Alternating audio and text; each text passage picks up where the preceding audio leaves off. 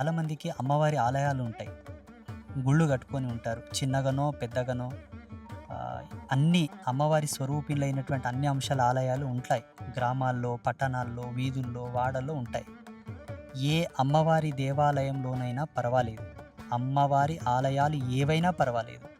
అన్ని ఆలయాలలో ఈ అంబువాచి యొక్క ఉత్సవాన్ని 3 రోజులు పురస్కరించుకోవచ్చు. ఎందుకంటే ప్రతి దేవాలయంలో కూడా ఈ 3 రోజులు భగవతి సాక్షి స్వరూపిణి అయి ఉంటుంది. ప్రత్యక్షంగా ఉంటుంది కాబట్టి అమ్మవారి ఆలయాలలో ఈ అంబువాచి ఉత్సవం జరిగేటటువంటి ఈ 3 రోజులు అమ్మవారిని ఎలా ప్రసన్నం చేసుకోవాలో చిన్న పద్ధతి చెప్తాను.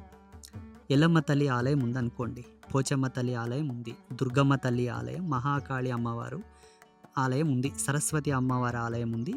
వాసవి మాత ఆలయం కూడా ఉందనుకుందాం. అమ్మవారి ఆలయం ఉంటే జూన్ 22వ తారీఖు సోమవారం రోజు శుచిగా స్నానం చేసుకొని